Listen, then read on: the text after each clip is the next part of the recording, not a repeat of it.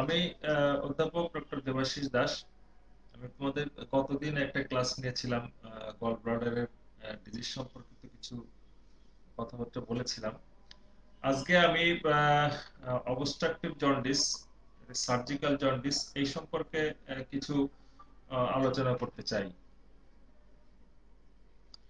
প্রথমে আমরা বলতে চাই যে জন্ডিসের টাইপ গুলো একটু জানতে চাই। জন্ডিস সাধারণত তিন টাইপের আমরা ভাগ করে থাকি। একটা হচ্ছে প্রি হেপাটিক, একটা হচ্ছে হেপাটিক, আর একটা হচ্ছে পোস্ট হেপাটিক। এখন হেপাটিক জন্ডিস এবং প্রি হেপাটিক জন্ডিস এটা ডিল উইথ দ্য ফিজিশিয়ানস। এটা মেডিসিন যারা বিশেষজ্ঞ ওনারা সাধারণত হেপাটিক এবং প্রি হেপাটিক যে জন্ডিস গুলো সেগুলো ডিল করে থাকেন। বাট পোস্ট হেপাটিক জন্ডিস এটা আমরা সার্জনরা ডিল করে থাকি। আমাদের আজকের আলোচ্য বিষয় এই পোস্ট হেপাটিক জন্ডিস। এর আরেক নাম হচ্ছে সার্জিক্যাল জন্ডিস, আরেক নাম হচ্ছে অবস্ট্রাকটিভ জন্ডিস। আমরা কথার সাথে বুঝতে পারছি পোস্ট হেপাটিক, তারপরে লিভারের পরে যদি কোনো কারণে, কোনো অবস্ট্রাকশনের কারণে যদি জন্ডিস হয়, তাহলে সেটাকে আমরা পোস্ট হেপাটিক জন্ডিস বলতে চাচ্ছি। কোথায় অবস্ট্রাকশন হবে? অবস্ট্রাকশন হবে biliary outflow, biliary outflow, that is common bile duct or common hepatic duct, ampulla of the vater। এই সমস্ত জায়গাতে যে যদি কোনো কারণে অবস্ট্রাকশন হয়, তাহলে পরে biliary আউটফ্লোটা বন্ধ হয়ে যাবে। তখন এক ধরনের জন্ডিস ডেভেলপ করবে। সেই জন্ডিসটাকে আমরা বলছি পোস্ট হেপাটিক জন্ডিস, অথবা সার্জিক্যাল জন্ডিস, অথবা অবস্ট্রাকটিভ জন্ডিস। তো আজকে আমরা এই অবস্ট্রাকটিভ জন্ডিস দিয়েই আলোচনা করতে চাচ্ছি। শুরুতে আমরা একটা প্রশ্ন জিজ্ঞাসা করে থাকি, কেন এটাকে আমরা অবস্ট্রাকটিভ জন্ডিস বা সার্জিক্যাল জন্ডিস বলছি। আমরা কিছুটা উত্তর দিয়েছি যে কেন, why this is surgical jaundice.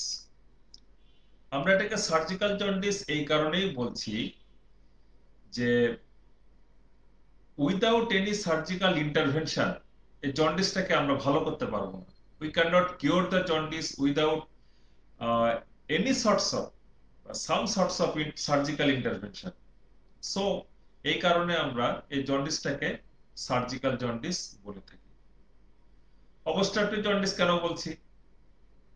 আরেক নাম অবস্ট্রাকটিভ জন্ডিস এই জন্য বলছি যে এই জন্ডিসটা হচ্ছে due to obstruction in the biliary outflow.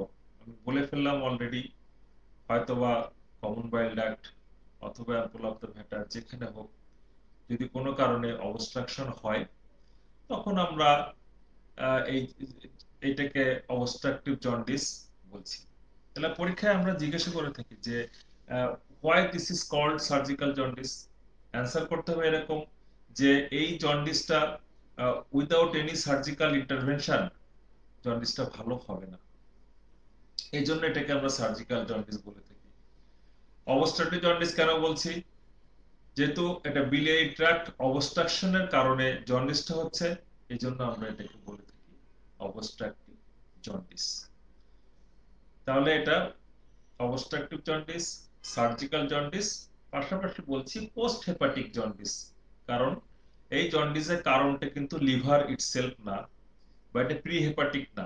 Liver থেকে বাইলটা বের হয়ে এসে যখন biliary ট্র্যাক্টের মধ্যে আসছে, আউটফ্লোতে আসছে, তখন অবস্ট্রাকশন হওয়ার কারণে এই জন্ডিসটা হচ্ছে। এই জন্য আমরা এটাকে বলছি obstructive jaundice, post hepatic jaundice. আমার মনে হয় যে তোমরা জিনিসটা বুঝতে পেরেছো। এটা খুব ইম্পর্টেন্ট কথা যে কেন এটাকে আমরা সার্জিক্যাল জন্ডিস বলছি, বা হোয়াট ইজ অবস্ট্রাকটিভ জন্ডিস, কেন অবস্ট্রাকটিভ জন্ডিসটা হচ্ছে, সেটা নিয়ে এখন আলোচনার বিষয়। অবস্ট্রাকটিভ জন্ডিসের অনেকগুলো কারণ আছে, বিভিন্ন ভাবে আমরা ভাগ করে থাকি। যেমন উদাহরণস্বরূপ বলি যে ইন্ট্রালুমিনাল যদি লুমেনের মধ্যে, লুমেন দ্যাট ইজ বাইল ডাক্টের মধ্যে যদি কোনো কারণে অবস্ট্রাকশন হয়, ইন্ট্রামুরাল যেটা হচ্ছে যে বাইল ডাক্টের ওয়াল, এই ওয়ালে যদি কোনো কারণের জন্য ওয়ালে থেকে কম্প্রেশন করে অবস্ট্রাকশন হয়, হতে পারে। আরেকটা বলে থাকি extra mural, that is outside of the common bile duct. আউটসাইডে কোনো টিউমার বা কোনো কারণে যদি আউটসাইড থেকে বিলিয়ারি কমন বাইল ডাক্ট বা কমন হেপাটিক ডাক্ট কম্প্রেস করে এবং যার ফলে বাইলটা বের হতে না পারে, তাহলে পরে জন্ডিস হতে পারে। তাহলে তিন ভাগে আমরা যদি বলে থাকি কারণগুলা: intraluminal, intramural that is wall of the cavity, আর হচ্ছে extramural that is outside of the cavity, কোনো কারণে অবস্ট্রাকশন যদি হয়। তো পরীক্ষাতে আমরা রিটেনে যদি লিখতে হয় এরকম ভাবে লিখলে ভালো। পরীক্ষাতে সংক্ষেপে আমরা যেটা জিজ্ঞাসা করে থাকি, যেটা না বললে টিচাররা মাইন্ড করে, যে what are the common causes of obstructive jaundice. What are the common causes of obstructive jaundice, এমন কিছু কজের নাম বলো, আহ, দুইটা তিনটা চারটা, যেগুলো খুব কমন, যে যে যে কারণে এই অবস্ট্রাকটিভ জন্ডিস গুলো বেশি হয়। এরকম কিছু নাম বললে অন্তত আমরা হ্যাপি। যদি সেই সংক্ষিপ্ত ভাবে বলতে চাই কমন কজ গুলো কি কি, সব থেকে বেশি মোস্ট কমন কজ সেটা হচ্ছে stone within the common bile duct. Stone within the common bile duct, এটাকে আমরা বলে থাকি কলিডোকোলিথিয়াসিস।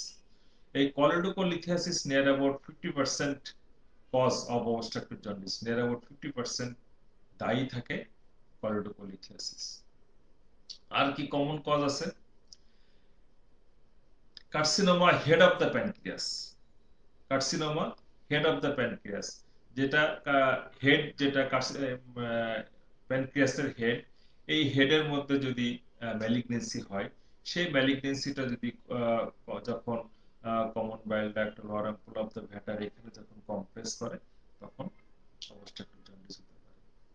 আরেকটা কমন কজ কি? Peri ampullary carcinoma. Peri ampullary carcinoma, সেটা হচ্ছে যে আমরা পরে জানবো what is periampullary carcinoma. Ampulla within 1 centimetre 2 centimetre of the ampulla of the Vater যদি কোনো ম্যালিগনেন্সি হয়, সেটাকে আমরা পেরিয়াম্পুলারি কার্সিনোমা বলি। Number 4, cholangio carcinoma. Cholangio carcinoma যদি বাইল ডাক্ট এই ডাক্টের মধ্যে কোনো ম্যালিগনেন্সি হয়, সেটাকে আমরা কোলাঞ্জিও কার্সিনোমা বলে থাকি। তাহলে these are the common causes of obstructive jaundice.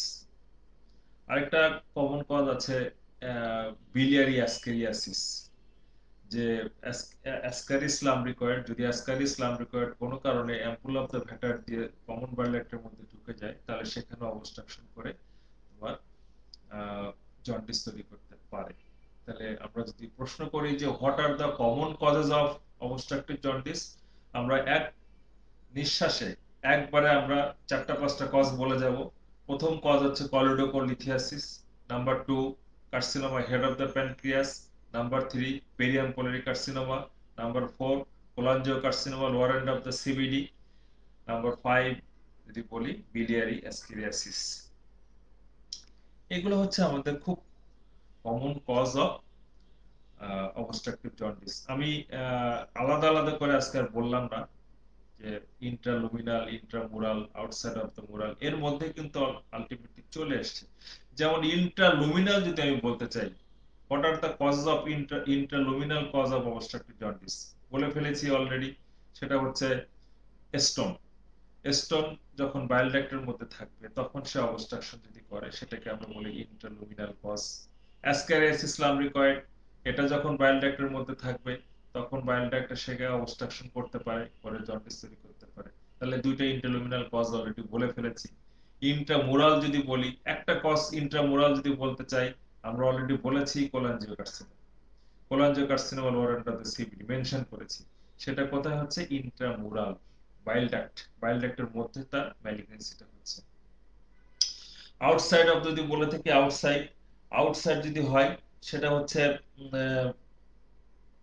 তোমার periampullary carcinoma, carcinoma head of the pancreas. এগুলো কিন্তু আমার Actually, this is not within or intramural cause, এটা outside of the biliary tract, প্যানক্রিয়াসে হেডে ম্যালিগনেন্সি হয়েছে, সেইটা কি করছে, কম্প্রেস করছে কমন বাইল ডাক্টে, করে জন্ডিস তৈরি করছে। তাহলে this is the cause of outside. তাহলে আমরা বলতে পারি intra luminal choledocholithiasis ascaris lambricoid, intramural cholangiocarcinoma, extramural, that is carcinoma head of the pancreas, periampulary carcinoma। আমি আবারও বলি, আমরা পরীক্ষাতে সবসময় জিজ্ঞাসা করে থাকি what are the common causes of obstructive jaundice. Number 1 choledocholithiasis, number 2 carcinoma head of the pancreas, number 3 periampulary carcinoma, number 4 cholangiocarcinoma lower end of the CBD, number 5 ascaris lambricoid। Enough, এটুকু বলতে পারলে teacher will happy with you. Next question আমরা জিজ্ঞাসা করে থাকি যে obstructive জন্ডিসের patient আমাদের কাছে সাধারণত কি নিয়ে আসে, কি নিয়ে প্রেজেন্ট করে, অথবা what are the cardinal features of obstructive jaundice. চারটা কার্ডিনাল ফিচার আমরা বলে থাকি অবস্ট্রাকটিভ জন্ডিসের, চারটা কার্ডিনাল ফিচার থাকে। Cardinal feature, that is obvious feature of obstructive jaundice. Whatever the cause, আমরা কজ এখানে আমরা আইডেন্টিফাই করতে যাচ্ছি না, আমরা জানতে চাচ্ছি যে কজগুলো আমরা বললাম যে কোনো একটা দিয়ে যদি তোমার অবস্ট্রাকটিভ জন্ডিস হয় তাহলে পেশেন্ট আমাদের কাছে কি নিয়ে প্রেজেন্ট করতে পারে। প্রথমে আমরা বলেছি যে jaundice, yellowish discolouration of the eye, patient এসে বলবে আমার জন্ডিস হয়েছে, নাম্বার 1। নাম্বার 2,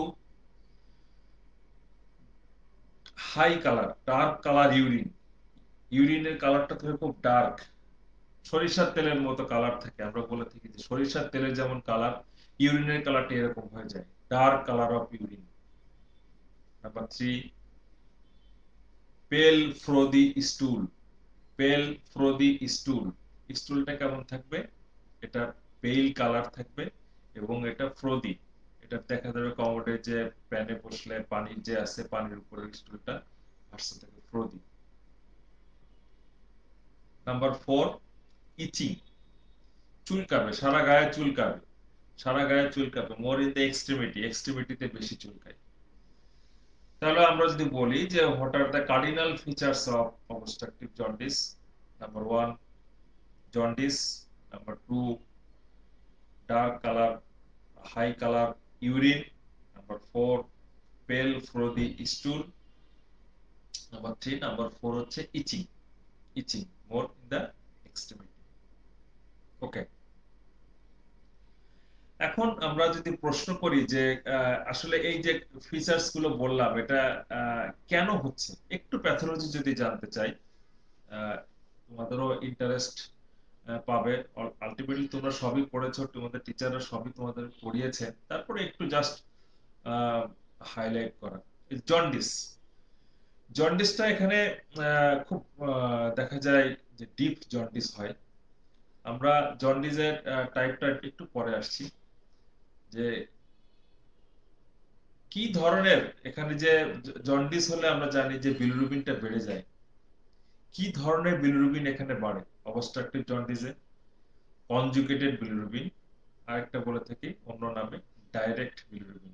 তোমরা জানো যে কনজুগেটেড বিলিরুবিন যেটা, সেটা ওয়াটার সলিউবল, এটা ইউরিন দিয়ে পাস করে যায়। তাহলে অবস্ট্রাকটিভ জন্ডিসে যে বিলিরুবিনটা বাড়ে সেটা হচ্ছে কনজুগেটেড বিলিরুবিন বা ডাইরেক্ট বিলিরুবিন। এই বিলিরুবিন বেড়ে যাওয়ার কারণে জন্ডিস পরিষ্কার ভাবে আমরা বলতে পারবো। ইউরিন, ইউরিন কালারটা আমরা বললাম যে high colour, dark colour urine থাকবে, সরিষার তেলের মতো দেখা যাবে, কারণটা কি,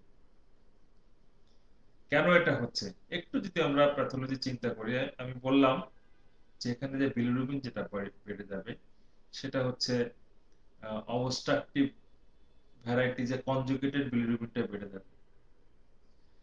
কনজুগেটেড বিলিরুবিন যখন আমাদের এই বিলিয়ারি ট্র্যাক্টের মধ্যে থাকছে, অ্যাম্পুল অফ দ্য ভ্যাটার দিয়ে সে বাইলটা নর্মাল যে বাইলের পথ হয়ে লিভার থেকে তৈরি হয়ে রাইট ডাক্ট লেফট ডাক্ট দিয়ে কমন হেপাটিক ডাক্ট, সেখান থেকে কমন বাইল ডাক্ট দিয়ে অ্যাম্পুলা অফ দ্য ভ্যাটার দিয়ে ডিওডেনামে পৌঁছানোর কথা। কিন্তু সে কোনো কারণে, যে কোনো কারণবশত অ্যাম্পুলা অফ দ্য ভ্যাটার দিয়ে ডিওডেনামে পৌঁছাতে পারছে না, বিধায় বাইল, বিলিরুবিন সবকিছু এই বিলিয়ারি ট্র্যাক্টের মধ্যে থেকে যাচ্ছে। যেহেতু বিলিয়ারি ট্র্যাক্টের মধ্যে থেকে যাচ্ছে, তখন এখানে থেকে লিভার থেকে যে বিলিরুবিন কনজুগেটেড বিলিরুবিন হচ্ছে, এই বিলিরুবিনটা সাইনোসয়েডের মাধ্যমে অ্যাবজর্পশন হচ্ছে, অ্যাবজর্পশন হয়ে ব্লাডে সার্কুলেশন হচ্ছে, সার্কুলেশন হয়ে তখন এটা কিডনি দিয়ে এই বিলিরুবিনটা, এক্সেসিভ যে বিলিরুবিনটা কিডনি দিয়ে গ্লোমেরুলাস দিয়ে ফিল্ট্রেশন হয়ে ইউরিন দিয়ে বের হয়ে যাচ্ছে। যেহেতু ইউরিন দিয়ে বিলিরুবিনটা বেরোচ্ছে, এই জন্য ইউরিনের কালারটা তখন গোল্ডেন ইয়েলো কালার বা ডার্ক কালার হয়ে যাচ্ছে, সরিষার তেলের মতো কালার হয়ে যাচ্ছে। আমার মনে হয় তোমরা জিনিসটা বুঝতে পেরেছো। আবারও একটু ব্যাখ্যা করি যে অবস্ট্রাকটিভ জন্ডিসে কেন ডার্ক কালার ইউরিন হচ্ছে। আবারও বলি যে বিলিরুবিন বাইল যেহেতু বিলিয়ারি ট্র্যাক্ট থেকে ডিওডেনামে যেতে পারছে না, সেহেতু বিলিয়ারি ট্র্যাক্টের মধ্যে বাইল এবং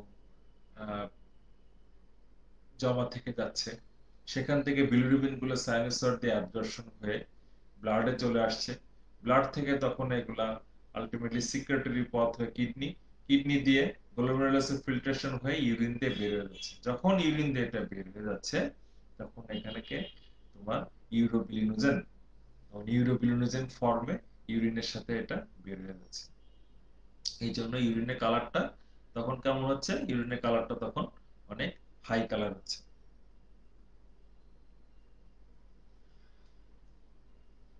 স্টুলের কালারটা কেন পেল কালার হচ্ছে এবং ফ্রোদি হচ্ছে?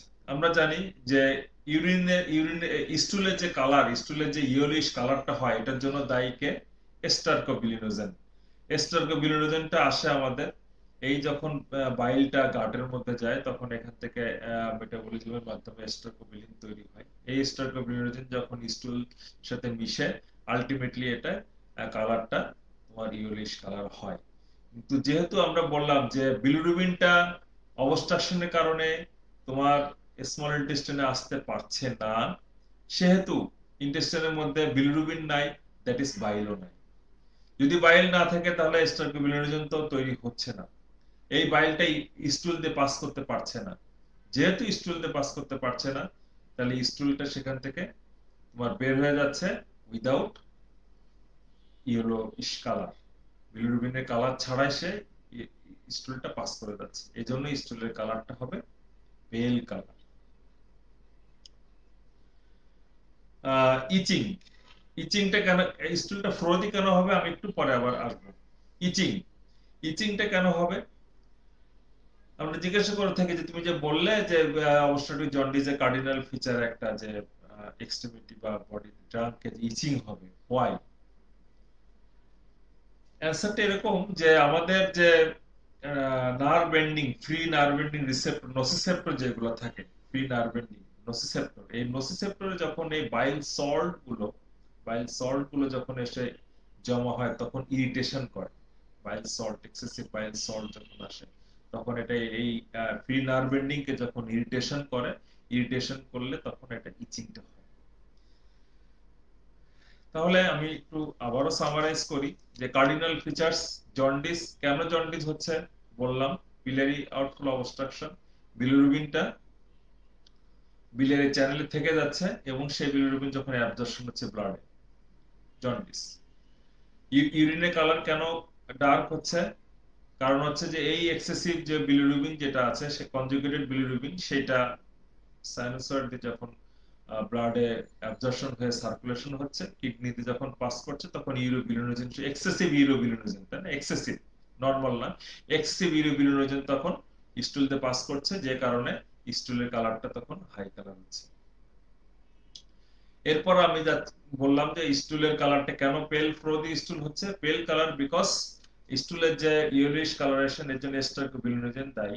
সেই এস্টারকোবিলিনোজেন ফরমেশন হয় বিলিরুবিনের মেটাবলিজমের মাধ্যমে। যেহেতু বিলিরুবিনটা আমার এখানে স্মল ইন্টেস্টাইনে আসছে না, সো ইউরিন স্টুলের সাথে বিলিরুবিনটা পাস করতে পারছে না, বিধায় এর কালারটা তখন পেল কালার হচ্ছে। ইচিং কেন হচ্ছে? ইচিং এর কারণ হচ্ছে যে আমাদের যে এক্সেসিভ বাইল সল্ট যেটা থাকছে সেটা যখন ফ্রি নার্ভ এন্ডিং কে ইরিটেশন করছে, এই জন্য ইচিং হচ্ছে। ওকে, এখন আমাদের জন্ডিসের একটু কথা বলবো। জন্ডিস, এই অবস্ট্রাকটিভ জন্ডিসকে আমরা কি কি ভাবে ভাগ করে থাকি, কিভাবে বলে থাকি? অবস্ট্রাকটিভ জন্ডিসকে আমরা তিনটা টাইপে ভাগ করে থাকি। একটা হচ্ছে ফ্লাকচুয়েটিং জন্ডিস, একটা হচ্ছে ইন্টারমিটেন্ট জন্ডিস, আর একটা হচ্ছে প্রোগ্রেসিভ জন্ডিস। প্রোগ্রেসিভ জন্ডিস তিন ভাগে ভাগ করবো। ইন্টারমিটেন্ট জন্ডিস, নাম্বার টু তোমার fluctuating jaundice, number three progressive jaundice. কোনটা কোনটাকে আমরা কিভাবে ব্যাখ্যা করব? পেশেন্ট এসে আমাদের কি বলবে? কিছু পেশেন্ট এসে বলবে যে স্যার আমাদের জন্ডিস হয়েছিল, আমার এই জন্ডিসটা 15-20 দিন যাবত জন্ডিস ছিল, তারপর দেখলাম জন্ডিসটা আস্তে আস্তে কমে যাচ্ছে, কমতে কমতে কমতে কমতে একেবারেই জন্ডিসটা কমে গেল, বা কমে বেশ কিছুটা কমে গেল কিন্তু পুরোপুরি কমে নাই। আবার দেখা যাবে যে 15-20 দিন, 1 মাস পরে জন্ডিসটা আস্তে আস্তে বেড়ে যাচ্ছে। এরকম ভাবে কিছু পেশেন্ট আমাদেরকে প্রেজেন্ট করবে। আবার কিছু পেশেন্ট বলবে যে স্যার আমার জন্ডিস তো 15 দিন বা 1 মাস আগে জন্ডিস শুরু হয়েছিল, কিন্তু দিন যত যাচ্ছে জন্ডিসের তীব্রতা, চোখটা তত বেশি হলুদ হয়ে যাচ্ছে, তত বেশি হলুদ হয়ে যাচ্ছে। তার মানে আস্তে আস্তে দিন যাচ্ছে, জন্ডিসটা বেড়ে যাচ্ছে। পেশেন্টের যে এই যে কমপ্লেন, এই কমপ্লেন থেকে আমরা জন্ডিসের টাইপ গুলো কিন্তু পেয়ে যাবো। প্রথমে যে পেশেন্ট বললো যে আমার জন্ডিস ছিল, 15-20 দিন আগে থেকে শুরু হয়েছিল, তারপরে দেখলাম যে আস্তে আস্তে জন্ডিসটা কমে গেল, কমে কমতে কমতে একেবারেই নাই হয়ে গেল, জন্ডিসটা চোখটা একদম সাদা হয়ে গেল, স্যার আর জন্ডিস নাই। আবার 15-20 দিন পরে যে দেখা গেল জন্ডিসটা আবার নতুন করে আসলো। এই টাইপকে আমরা বলে থাকি ইন্টারমিটেন্ট জন্ডিস। ভালো করে মনে রাখো, ইন্টারমিটেন্ট জন্ডিস। ইন্টারমিটেন্ট, মাঝে মাঝে জন্ডিস হচ্ছে, মাঝে মাঝে ভালো হচ্ছে। তার মানে পেশেন্টে বিলিরুবিন ছিল সে 10, এটা একটা পর্যায়ে দেখা গেল বিলিরুবিন কমে কমে কমে আবার নর্মাল 0 to 1 এর মধ্যে চলে আসলো। আবার আস্তে আস্তে আস্তে আস্তে বেড়ে বেড়ে 8-10, আবার 8-9-10 লেভেলে মিলিগ্রাম পার ডিএল এ বিলিরুবিনটা চলে গেল। তার মানে আমি বলতে চাচ্ছি যে বিলিরুবিন মানে জন্ডিসটা বাড়বে, বাড়তে বাড়তে এক পর্যায়ে এসে কমা শুরু করবে, কমতে কমতে এসে একদম base line, that is normal level of বিলিরুবিনে চলে আসবে। আবার এখান থেকে বিলিরুবিনটা আস্তে আস্তে বাড়তে থাকবে। এইটাকে বলছি আমরা ইন্টারমিটেন্ট জন্ডিস। জন্ডিস ছিল, একটা সময় যে সে জন্ডিস ফ্রি হলো, আবার জন্ডিসটা পুনরায় নতুন করে আবার দেখা দিল। এটাকে আমরা বলছি ইন্টারমিটেন্ট জন্ডিস। ভালো করে বোঝার চেষ্টা করো যে when bilirubin falls and touch the baseline and again increase, এটাকে আমরা বলি ইন্টারমিটেন্ট জন্ডিস। মনে রাখতে হবে বেজ লাইন। বেজ লাইন মানে আমরা জানি বিলিরুবিনের নর্মাল আমাদের বডিতে যে বিলিরুবিন থাকতে পারে এটা কত থাকে, 1 to 2 মিলিগ্রাম পার ডিএল পর্যন্ত থাকতে পারে। যতক্ষণ যদি লেভেলটা 3 পর্যন্ত না যায় তাহলে কিন্তু ক্লিনিক্যালি ডিটেক্টেড হয় না। ক্লিনিক্যালি ডিটেকশন করতে গেলে বিলিরুবিন লেভেল হতে হবে মিনিমাম 3 মিলিগ্রাম পার ডিএল। এর কমে কিন্তু আমরা চোখের কোনো পরিবর্তন বুঝতে পারি না, স্ক্লেরাতে কোনো পরিবর্তন বুঝতে পারি না। তাহলে ইন্টারমিটেন্ট জন্ডিসটা হচ্ছে সেই জন্ডিস যেখানে তোমার বিলিরুবিনটা বেড়ে গিয়েছিল, যে আস্তে আস্তে ফল করেছে, ফল করে একদম বেজ লাইনে চলে আসছে, 0 to 1 এই লেভেলে চলে এসেছে, এবং এখান থেকে আবার আস্তে আস্তে বাড়া শুরু করেছে। This is intermittent jaundice. একটু ভালো করে বোঝার চেষ্টা করো, তাহলে কখনো ভুল হবে না। This is intermittent jaundice. আমরা বলে থাকি যে ইন্টারমিটেন্ট জন্ডিসের কজ কি। একটা কজ যদি বলতে চাই, দ্যাট ইজ পলিডোকোলিথিয়াসিস। পলিডোকোলিথিয়াসিস মানে স্টোন উইদিন দা বাইল ডাক্ট। যে সবসময় যে ইন্টারমিডিয়েট জন্ডিস হবেই এরকম কোনো কথা নেই কলিডোকোলিথিয়াসিসে, যে অ্যাবসলিউট রুল না, কিন্তু দেখা যায় বেশিরভাগ ক্ষেত্রে কলিডোকোলিথিয়াসিস যদি থাকে তাহলে পরে পেশেন্ট ইন্টারমিডিয়েট জন্ডিসের একটা হিস্ট্রি দিতে পারে। এটা কেন হচ্ছে যদি একটু ব্যাখ্যা আমরা বোঝার চেষ্টা করি, যে কমন বাইল ডাক্টের মধ্যে একটা স্টোন আছে। সেই স্টোনটা যখন lower end of the CBD তে এসে ইম্প্যাক্ট হয়ে যায়, আটকে যায়, তখন দেখা যায় কি যে বিলিরুবিন পাস করতে পারে না, জন্ডিস হয়। এরকম অবস্থা যখন থাকে তখন এটা আস্তে আস্তে কি হবে, extra hepatic biliary tree, that is common bile duct, common hepatic duct, এগুলো আস্তে আস্তে একটু ডায়ালিটেশন হবে, ডায়ামিটার বেড়ে যাবে। যখন ডায়ামিটারটা বেড়ে যায় তখন এই স্টোন, যে স্টোনটা লোয়ার এন্ডে সে ইম্প্যাকশন হয়ে গিয়েছিল, সে তখন যেহেতু ডায়ালিটেশন হয়ে গেছে, স্টোনের সাইজের তুলনায় লুমেনটা একটু বড় হয়ে গেছে, তখন স্টোনটা বল ভালভের মতো ভেসে ওঠে। সে কমন বাইল ডাক্টের মধ্যে ওঠানামা করে, ইম্প্যাকশন আর থাকে না। যখন ইম্প্যাকশন আর না থাকে তখন কিন্তু বাইলগুলো পাস করে একদম অ্যাম্পুল অফ দ্য ভ্যাটার দিয়ে তোমার ডিওড্রেনামে চলে যেতে পারে। আমার মনে হয় তোমরা বুঝতে পেরেছো। আমি আবারও একটু বলি যে যখন এই কলিডোকোলিথিয়াসিস থাকে তখন স্টোনটা lower end of the CBD, সেখানে সে ইম্প্যাকশন হয়ে যায়। ইম্প্যাকশন যখন হয় তখন বাইল আর পাস করতে পারে না, পাস ডুওডেনামে যেতে পারে না। যখন ডুওডেনামে যেতে না পারে তখন বাইলগুলো অ্যাকুমুলেট হয় কোথায়, ইন্ট্রাহেপাটিক এক্সট্রাহেপাটিক বিলিয়ারি ট্রির মধ্যে অ্যাকুমুলেট হতে থাকে। এস্টাবেটিক বিলিয়ারিটির মধ্যে যখন অ্যাকুমুলেট হতে থাকে তখন কম্পেনসেটরি মেকানিজমে হাইপারট্রফির মাধ্যমে তখন কি হয়, কমন বাইল ডাক্টের ডায়ামিটারটা আস্তে আস্তে বাড়তে থাকে, বাড়তে বাড়তে 8, 10, 12 ডায়ামিটার মিলিমিটার পর্যন্ত এটা আস্তে আস্তে বাড়তে থাকে।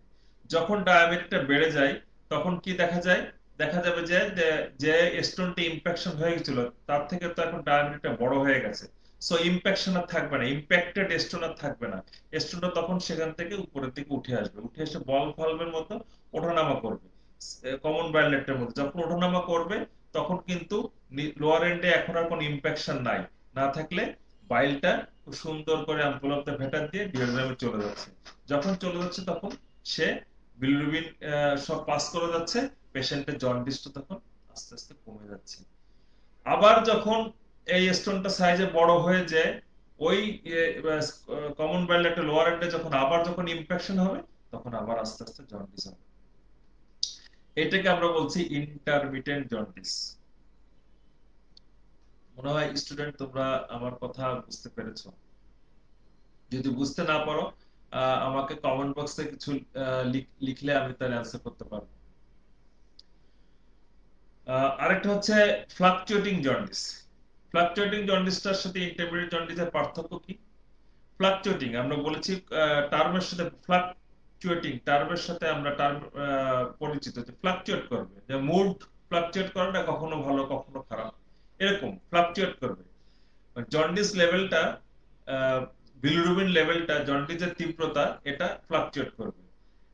পেশেন্ট কি বলবে যে আমার জন্ডিস ছিল, চোখটা অনেক হলুদ ছিল, এটা আহ, দেখলাম যে 5-7 দিন আগে জন্ডিসটা বেশ কমে গেছে, বেশ কমে গেছে, কিন্তু স্যার একেবারে কমে নাই। আবার কিছুদিন পরে দেখলাম যে জন্ডিসটা আবার বাড়তে বাড়তে বাড়তে আগের মতো হয়ে গেছে। তার মানে হচ্ছে এখানে যে বিলিরুবিন বেড়েছিল আস্তে আস্তে কমা শুরু করেছে, কমে কমে সে বেশ কিছুটা কমেছে, কিন্তু never touch the base line, মানে নর্মাল লেভেল অফ বিলিরুবিনে কখনো আসবে না। বিলিরুবিন লেভেলটা আর কখনোই নর্মাল লেভেলে আসবে না। সে এক্সাম্পল, বিলিরুবিন ছিল 10 বা 12 মিলিগ্রাম পার ডিএল ছিল, কমে কমে কমে সে 5 মিলিগ্রাম পার ডিএল এ এসেছে, এর থেকে আর কমে নাই। এই 5 থেকে আবার বেড়ে বেড়ে বেড়ে 7, 8, 9, 10, 12 বেড়ে গেছে। তাহলে আমি কি বললাম, যে বিলিরুবিন লেভেল তোমার বেড়েছিল, বেড়ে আস্তে আস্তে কমে গিয়েছে, কমে একটা জায়গায় এসে থেমে গেছে, কিন্তু never touch the base line of bilirubin, বিলিরুবিনের বেজ লাইনে সে কখনোই আর আসবে না, না এসে আবার বাড়তে শুরু করবে। এটাকে আমরা বলি ফ্লাকচুয়েটিং জন্ডিস। ফ্লাকচুয়েটিং জন্ডিস বোঝা গেছে নিশ্চয়ই। ফ্লাকচুয়েটিং জন্ডিসের উদাহরণ কি? ফ্লাকচুয়েটিং জন্ডিসে আমরা সাধারণত বলে থাকি পেরিঅ্যাম্পুলারি কার্সিনোমা। পেরিঅ্যাম্পুলারি কার্সিনোমা, এখানে ফ্লাকচুয়েটিং জন্ডিস হয়। আবার দেখা যায় কর্ডোকলিথিয়াসিস, সেখানেও ফ্লাকচুয়েটিং জন্ডিস হয়। তাহলে ফ্লাকচুয়েটিং জন্ডিসের বেস্ট এক্সাম্পল হচ্ছে পেরিঅ্যাম্পুলারি কার্সিনোমা। আরেকটা জন্ডিসের কথা আমরা বলেছি, যে টাইপ কথা বলেছি, progressive jaundice. Progressive jaundice, progressive jaundice. Progressive jaundice আমরা নামের সাথেই বুঝতে পারছি যে প্রোগ্রেস করবে, যত দিন যাবে তত বাড়তে থাকবে, যত দিন যাবে তত বাড়তে থাকবে। unlike to intermittent jaundice or fluctuating jaundice, যেখানে কি হয়েছিল, জন্ডিসটা শুরু হয়েছে, আস্তে আস্তে বেড়েছে, বাড়তে বাড়তে একটা সময় কমেছে, আবার বেড়েছে।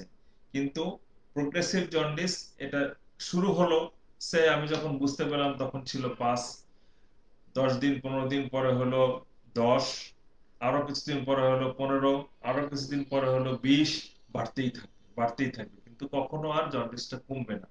এটাকে আমরা বলে থাকি প্রোগ্রেসিভ জন্ডিস।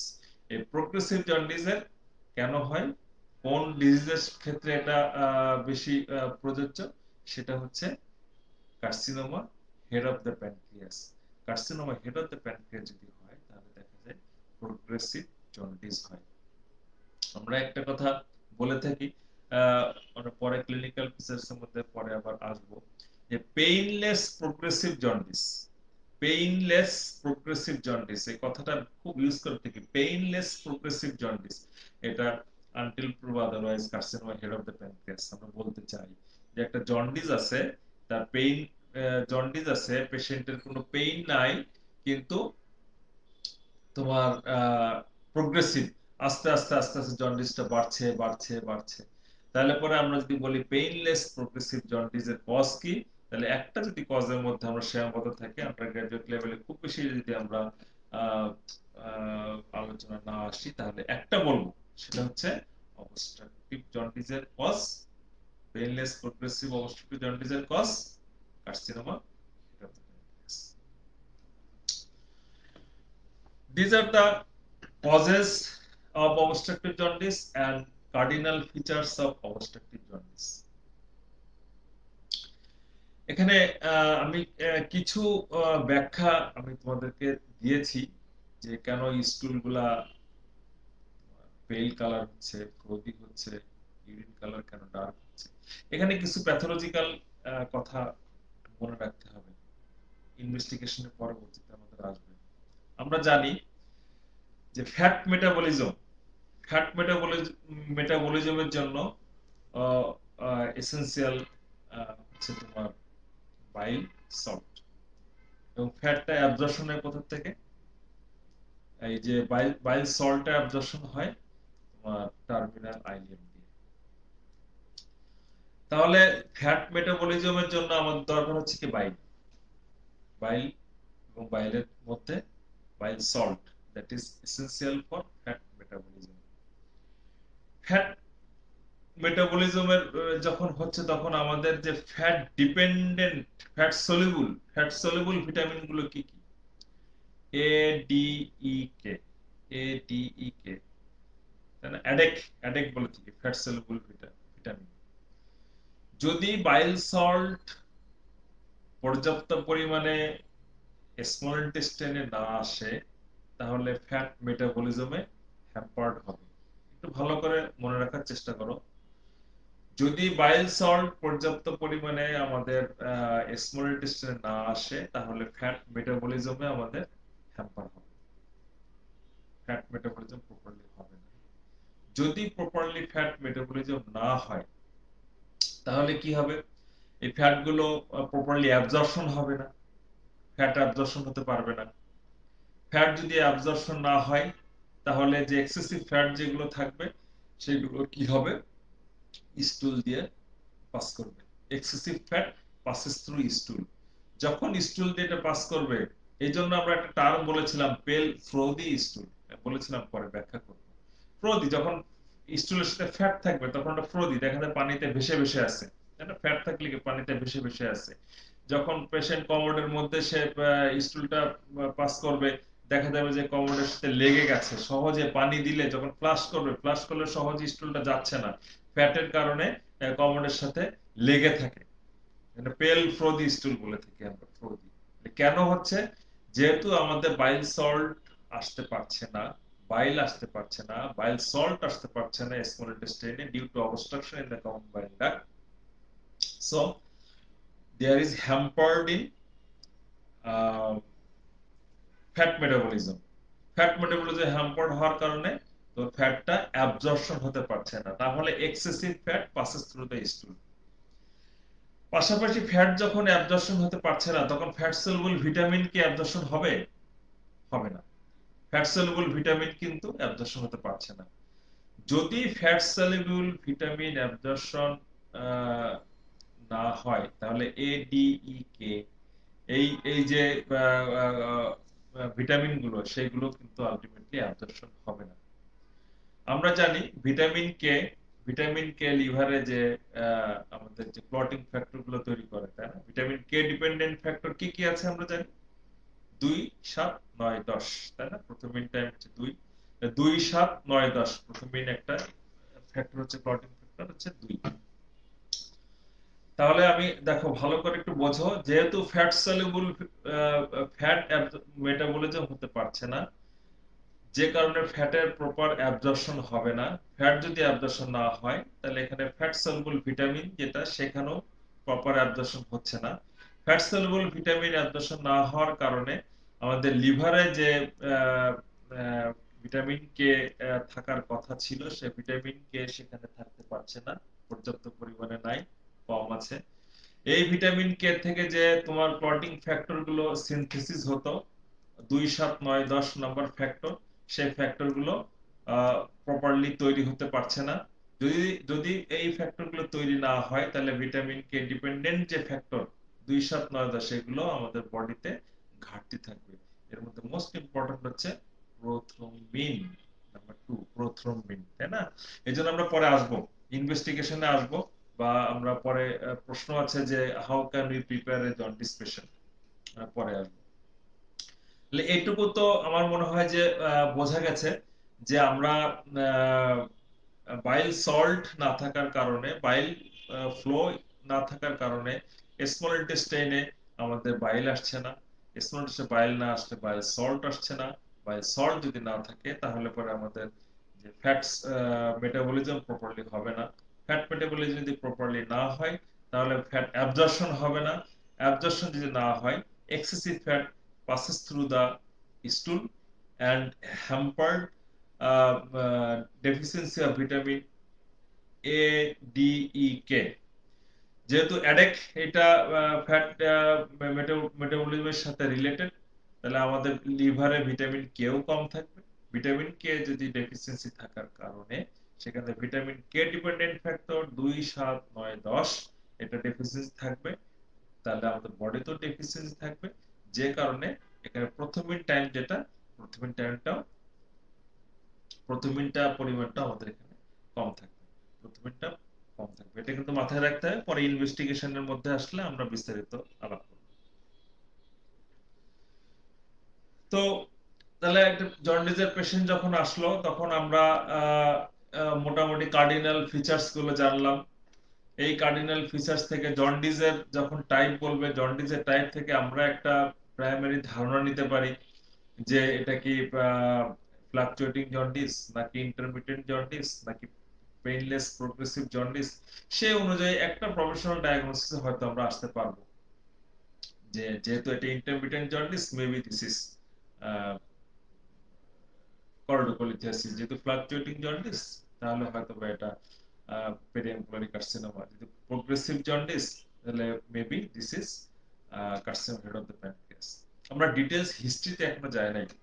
হিস্ট্রি যদি পেশেন্টের হিস্ট্রি নিয়ে এক্সামিনেশন করে যেভাবে আগাতে হবে লং কেসে, সেভাবে আমি যাচ্ছি না।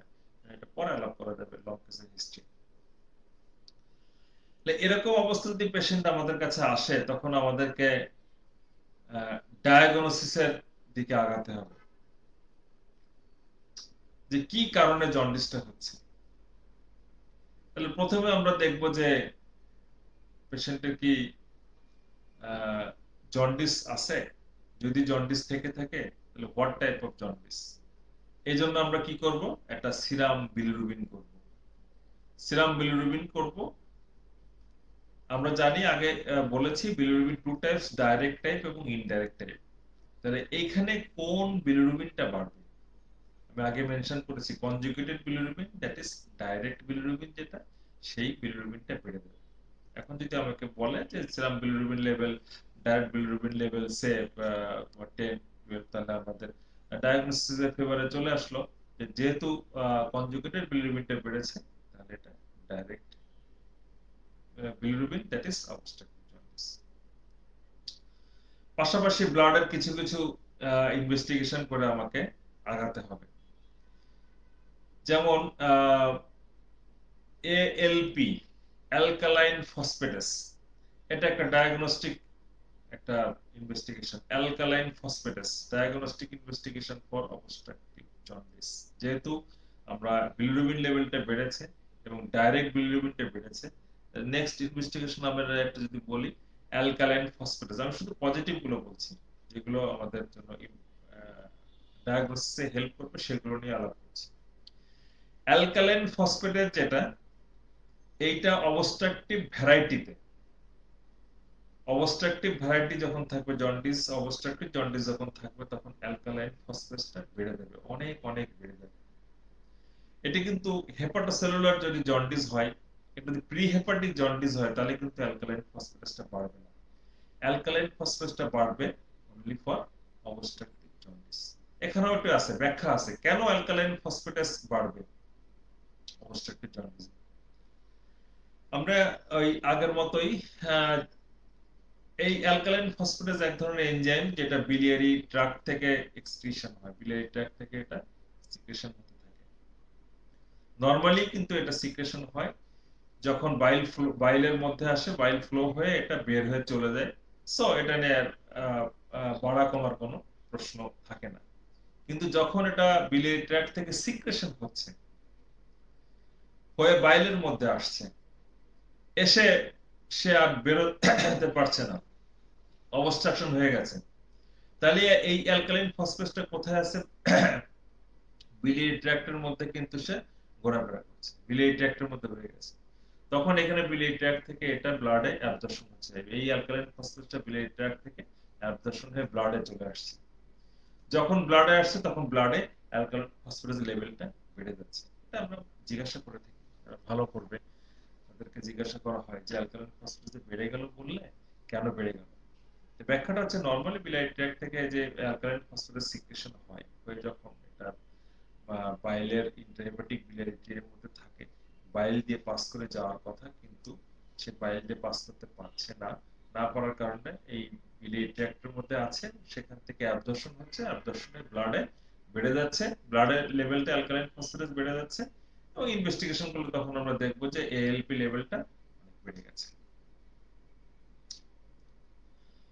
আরেকটা জিনিস ডায়াগনোসিসে আমাকে হেল্প করবে, সেটা হচ্ছে প্রোথ্রম্বিন টাইম। আমরা কিছুক্ষণ আগে বলেছি যে প্রোথ্রম্বিন টাইমটা কি হবে, প্রলংড হয়ে যাবে।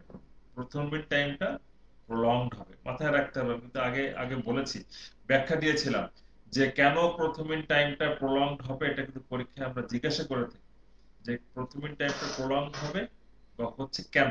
ব্যাখ্যা অলরেডি আমি দিয়েছি, মেনশন করেছি, যেহেতু ফ্যাট সলিউবল ভিটামিন আবার অ্যাবজর্পশন হতে পারছে না। ফ্যাট সলিউবল ভিটামিনের একটা কম্পোনেন্ট হচ্ছে কে, এবং ভিটামিন কে কে থেকে আমাদের ক্লটিং ফ্যাক্টর 2, 7, 9, 10 এটা তৈরি হয়। তো যেহেতু ভিটামিন কে ডেফিসিয়েন্সি, সো আমাদের প্রথমিনটা ঠিক মতো তৈরি হচ্ছে না। যদি না হয়, তাহলে ব্লাডের প্রথমিন কি হবে, প্রলংড হয়ে যাবে। কি করে আমরা বলি এটা, যখন একটু মনে রাখতে হবে যে ল্যাবরেটরিতে একটা কন্ট্রোলের সাথে কম্পেয়ার করা হয়। ল্যাবরেটরিতে যে এজেন্ট রিএজেন্ট আমরা ইউজ করে থাকি, তার একটা কন্ট্রোল লেভেল থেকে সে 12। ল্যাবরেটরি যে রিএজেন্ট, তার কন্ট্রোল লেভেল হচ্ছে যে 12 সেকেন্ডের সাথে। এটা কিন্তু আমরা সেকেন্ড দিয়ে আমরা কম্পেয়ার করে থাকি। সরি সেকেন্ড দিয়ে আমরা এটাকে মেনশন করে থাকি 12 সেকেন্ড। পেশেন্টের কত আছে? পেশেন্টের আছে হচ্ছে 14, বা পেশেন্টের 12ই আছে। আমার ল্যাবরেটরি কন্ট্রোলও 12 সেকেন্ড, পেশেন্টেরও আছে 12 second. That is quite normal. এই প্রথম ইন টাইমটাকে আমরা প্রলংড তখন বলবো যখন এই কন্ট্রোলের থেকে পেশেন্টের ডিফারেন্স মোর দ্যান 4 সেকেন্ডস, হবে।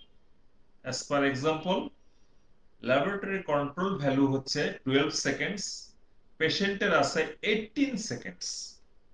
তাহলে 12 এবং 18 এখানে ডিফারেন্স কত? 6 সেকেন্ডস। তখন কিন্তু আমরা বলতে পারবো প্রথম ইন টাইমটা প্রলং। প্রথম ইন টাইম ইনক্রিজটা আমরা ইউজ করি না, কথাটা বলে থাকি প্রলং প্রথম মিন টাইম। তাহলে যদি এটা আমাদের পেশেন্টের 14 থাকতো, পেশেন্টের 15 থাকতো, তাহলেও কিন্তু আমরা বলতাম যে না, এটা খুব বেশি বাড়ে নাই। কারণ 4 সেকেন্ডস পর্যন্ত কন্ট্রোলের সাথে আমাদের 4 সেকেন্ডস পর্যন্ত আমরা নর্মাল। তাহলে অবস্ট্রাকটিভ জন্ডিসে প্রথম ইন টাইমটা বেড়ে যাবে, প্রলংড হবে। প্রলংড প্রথম ইন টাইম কেন হবে ব্যাখ্যা দিয়েছি। তোমাদের স্যাররা যখন জিজ্ঞাসা করবে আমার মনে হয় তোমরা সুন্দর করে এটা অ্যান্সার করতে পারবা। প্রলংড প্রথম ইন টাইম। ওকে। আর কি আমাদের অবস্ট্রাকটিভ জন্ডিসে ব্লাডের আর কোনো চেঞ্জ কি আসবে? আর কিন্তু চেঞ্জ আসার কথা, শুধু অনলি অবস্ট্রাকটিভ জন্ডিস। আমি এখানে কোনো ইনফেকশন বা অন্য কোনো কিছু কিন্তু আনতে চাচ্ছি না। এখানে আমরা মেনশন করলাম যে বিলিরুবিনটা বাড়বে, অ্যালকালাইন ফসফেটাসটা বাড়বে, আর প্রথমিন টাইমটা প্রলংড হবে for obstructive jaundice. For obstructive jaundice. এখন যদি আমি ইনভেস্টিগেশনে আসতে চাই, কি কি ইনভেস্টিগেশন করব? আমাকে যখন আমি ইনভেস্টিগেশনে যাব তখন কিন্তু জন্ডিসের যে আরো অন্যান্য কারণ আছে সেগুলো আমাদের এক্সক্লুড করতে হবে। যেমন আমাদের জানি জন্ডিসের একটা ইম্পর্টেন্ট কজ হচ্ছে হেপাটোসেলুলার জন্ডিসের একটা ইম্পর্টেন্ট কজ হচ্ছে তোমার হেপাটাইটিস, ভাইরাল হেপাটাইটিস, তাই না? ভাইরাল হেপাটাইটিসের মধ্যে মোস্ট কমন হচ্ছে তোমার hepatitis B virus, C virus, A, E, তাই না? এই সমস্ত। তাহলে যখন আমরা এই ইনভেস্টিগেশনে যাব তখন আমরা ইনভেস্টিগেশন গুলো যদি এরকম ভাবে লিখি, প্রথমে আমরা একটা করব সেরাম বিলিরুবিন লেভেল করব, আমরা একটা প্রথমিন টাইম করব, আমরা একটা অ্যালকালাইন ফসফেটাস করব। এরপরে কি করব? একটা এইচজিপিটি। আমরা জানি এইচজিপিটি হচ্ছে এই এনজাইমটা কোথা থেকে আসছে, এটা লিভার থেকে সিক্রেশন হয়। এবং যদি হেপাটোসেলুলার জন্ডিস হয়, যেটি হেপাটাইটিস হয়, হেপাটাইটিস যদি হয় তখন কিন্তু এইচজিপিটিটা বাড়ে। আমরা জানি SGPT normal level up to 50 international unit, 50 পর্যন্ত। অবস্ট্রাকটিভ জন্ডিসে তোমার এইচজিপিটিটা বাড়তে পারে, বাট নট মোর দ্যান 100, 100-এর বেশি কখনো হয় না। কারণ আমরা জানি যে এটা বলেছি জন্ডিসটা পোস্ট হেপাটিক। যখন বিলিয়ারি কনজেশন হয়, যখন বিলিয়ারি কনজেশন হয়, অনেক অনেক বাইল যখন জমা থাকে, তখন লিভারের যখন কনজেশন হয়ে যায়, তখন হয়তো কিছু এইচজিপিটি বাড়ে। সেটাও কিন্তু লেভেলটা খুব বেশি না, নট মোর দ্যান 100। তাহলে এইচজিপিটি আমরা করব যে তার কোনো হেপাটাইটিস বা ভাইরাল বা অন্য কোনো হেপাটাইটিস এর কারণে জন্ডিস হচ্ছে কিনা সেটা এক্সক্লুড করার জন্য এইচজিপিটি লেভেলটা আমরা দেখব, but it should be quite normal. পাশাপাশি আমাকে ভাইরাল মার্কার গুলো দেখতে হবে, যে ভাইরাল মার্কার দিয়ে আমরা কিন্তু এক্সক্লুড করার চেষ্টা করব যে তার পেশেন্টের অবস্ট্রাকটিভ জন্ডিস নাকি হেপাটাইটিস, অথবা এই অবস্ট্রাকটিভ জন্ডিসের সাথে আবার হেপাটাইটিস থাকতে পারে। এটা কোরিলেটেড ডিজিজ থাকতেও পারে, বলা যায় না। যে কারণে ভাইরাল মার্কার গুলো আমাকে এক্সক্লুড করতে হবে। এই ভাইরাল মার্কার গুলো তোমরা জানো যে হেপাটাইটিস বি ভাইরাসের জন্য আমরা এইচবিএসএজি, এনটিএইচসিভি, তোমার viral marker for viral A, viral E, এগুলোকে আমরা পরে এক্সক্লুড করব যে আমাদের কোনো ভাইরাল হেপাটাইটিস নাই বা আছে। এরপরে যেটা ব্লাডের ডায়াগনোসিসে আমরা মোটামুটি আসলাম। এখন এইগুলো দিয়ে কিন্তু আমি কি বুঝলাম, আমার বোঝার চেষ্টা করলাম যে দিস ইজ অবস্ট্রাকটিভ জন্ডিস। তো এই সাইনগুলো যখন প্রথমিন টাইমটা বেড়ে গেল, অ্যালকালাইন ফসফেরাস বেড়ে গেল, কনজুগেটেড বিলিরুবিন বেড়ে গেল, তখন মোটামুটি আমি কিন্তু একটা নিশ্চিত হলাম যে this is obstructive jaundice. Why obstructive jaundice, এইটা বের করার জন্য আমাকে এখন ইমেজিং এ যেতে হবে। ইমেজিং ইমেজিং প্রসিডিউর গুলো কি কি? মোস্ট কমন ইমেজিং প্রসিডিউর যেটা আমরা ইউজ করে থাকি, দ্যাট ইজ আলট্রাসোনোগ্রাম। খুব সচরাচর, তাই না? খুব সচরাচর আমরা আলট্রাসোনোগ্রাম পেয়ে থাকি, করতে পারি। Ultrasonogram non invasive, comparatively cost কম। আলট্রাসোনোগ্রাম করে আমরা খুব পরিষ্কারভাবে হয়তো ভালো সোনোলজিস্ট বলে দিতে পারবে যে there is a stone within the common bile duct, অথবা তোমার অ্যাম্পুলা অফ দ্য ভ্যাটারে তোমার কোনো গ্রোথ আছে, পেরিয়াম পোলারি কার্সিনোমা, কোলাঞ্জিও কার্সিনোমা, যে কিছু আল্ট্রাসাউন্ড কিন্তু আমাদের খুব ভালো একটা গাইড দিবে কজ বের করার জন্য। তাহলে আমরা আমরা বলেছি যে কজ বের করার জন্য যেটা করতে হবে that is imaging procedure. Imaging প্রসিডিউরের মধ্যে সব থেকে কমন যেটা ইউজ করে থাকি সেটা হচ্ছে আল্ট্রাসোনোগ্রাম। আল্ট্রাসোনোগ্রাফি করলে কজটা আমরা পেতে পারি।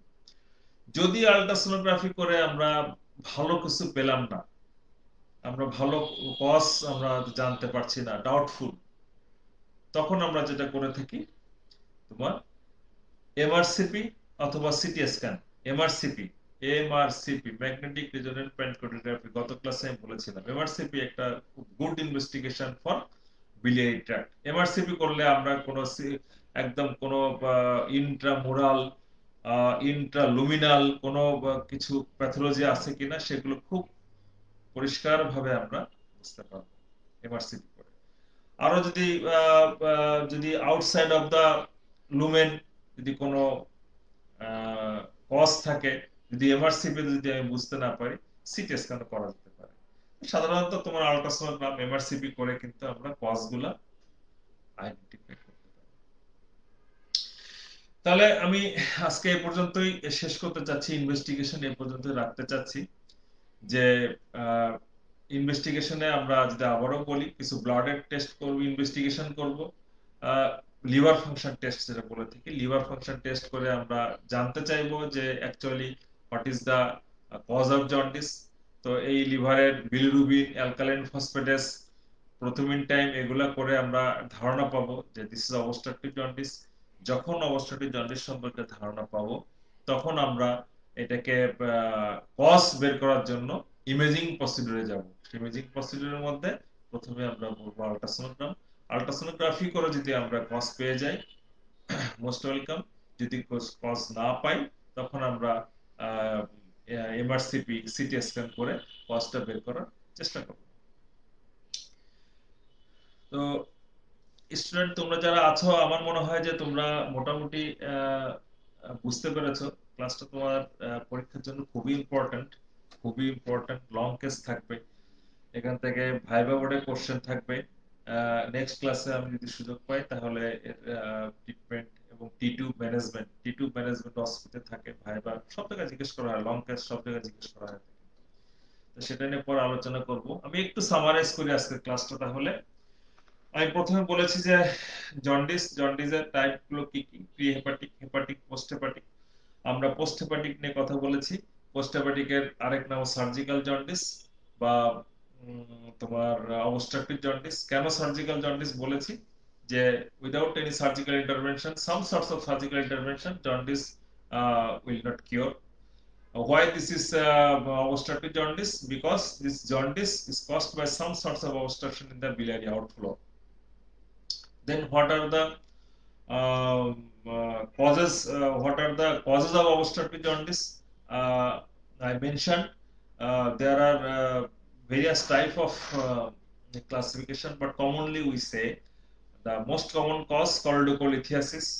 Second one, carcinoma head of the pancreas, periambulary carcinoma, cholangiocarcinoma lower end of the CVD, and biliary ascariasis. Next one, what are the cardinal features of obstructive jaundice? I have already mentioned: deep jaundice, pale frothy stool, dark color urine, and itching. তারপর আমি বলেছি যে এই জন্ডিসের history থেকে জন্ডিসের type গুলো কি কি, অবস্ট্রাটিভ জন্ডিসের type গুলো কি কি বলেছি, fluctuating, intermittent and progressive jaundice কোনটা কিভাবে I have mention clearly. I think you can memorise now. তারপরে আমি ব্যাখ্যা দিয়েছি যে কোন কার্ডিনাল ফিচার্স যেগুলো বলেছি কেন হয়, প্রথমিক টাইমটা কেন বাড়ে, অ্যালকালাইন ফসফরাস কেন বাড়ে, এগুলো অলরেডি আমি ব্যাখ্যা করেছি। পরীক্ষা কিন্তু এগুলো জিজ্ঞাসা করা হয়ে থাকে। সো মনে রাখো, পরীক্ষা এগুলো জিজ্ঞাসা করা হয়ে থাকে ব্যাখ্যাগুলো। যদি তোমরা বুঝে থাকো সব থেকে ভালো, যদি কোনো কারণে বুঝতে ভুল হয় একটা আবার একটু শুনে নেবে। বাট পরীক্ষায় কিন্তু আমরা জিজ্ঞাসা করব কেন প্রথমিক টাইম বাড়ে। আমরা যখন নেক্সট ক্লাসে বলবো যে how will you prepare a jaundice patient, তখন এই ভিটামিন কে ইনজেকশন দেওয়ার কথা বলা হবে। কেন দেওয়া হবে এটা তোমাকে ব্যাখ্যা করতে হবে। অ্যালকালাইন ফসফরাস কেন বাড়ে, বিলিরুবিনটা স্টুলের কালারটা কেন পেল হচ্ছে, কেন ইচিং হচ্ছে, কেন ইউরিনের কালারটা ডার্ক হচ্ছে, এগুলো কিন্তু আমরা জানতে চাইবো। ভালো যারা করবে তাদেরকে কিন্তু বলতে হবে। তারপর আমরা বলেছি যে কি কি ইনভেস্টিগেশন করব। প্রথমে ইনভেস্টিগেশন করব to confirm this is obstructive varieties jaundice. তার জন্য ব্লাডের কিছু টেস্ট করে আমরা জানতে পারবো, লিভার ফাংশন টেস্ট। এরপর আমরা কিছু ইমেজিং প্রসিডিউরে চলে যাব। ইমেজিং করে আমরা ডায়াগনোসিসে মোটামুটি আসবো। তো থ্যাংক ইউ। কারা শুনেছো কারা শুনো নাই জানি না, তোমাদের কতটুকু উপকৃত হবে তোমরা সেটাও জানি না। তো যদি তোমাদের ক্লাসটা ভালো লেগে থাকে, তোমরা যদি আহ, কিছুটুকু উপকৃত হও, তাহলে আমিও প্রাউড ফিল করব অ্যাজ এ টিচার। তোমাদের কমেন্ট বক্সে খুব একটা আমি কমেন্ট দেখতে পাই নাই, তোমাদের কোনো প্রশ্ন এখানে আমি পাই নাই। সো অ্যান্সার করতে পারলাম না। সবাই ভালো থাকো, সুস্থ থাকো, আমাদের জন্য দোয়া রেখো। Thank you.